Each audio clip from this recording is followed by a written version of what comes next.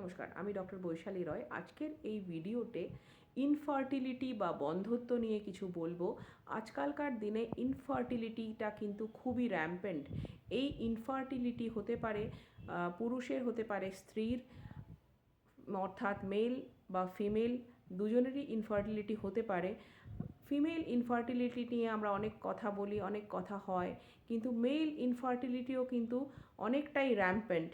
কেন র্যাম্পেন্ট না, এখনকার দিনে আমাদের অনেক বেশি স্মোকিংয়ের মাত্রা, অ্যালকোহলের মাত্রা এবং ওভারওয়েটের মাত্রা কিন্তু খুব বেশি বেড়ে গেছে।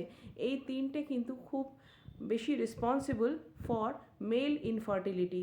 অর্থাৎ যদি মেল ইনফার্টিলিটিতে থেকে বেরিয়ে আসতে হয়, কারোর যদি সেরকম সমস্যা হয়ে থাকে ইনফার্টিলিটির, তবে কিন্তু ওজনকে নিয়ন্ত্রণ করতে হবে, স্মোকিং আস্তে আস্তে ছাড়তে হবে এবং অ্যালকোহলকেও একটা মাত্রার বেশি কিন্তু ক্রস করা যাবে না। তাহলে কিন্তু বন্ধ্যত্ব থেকে বেরিয়ে আসা যাবে। Thank you.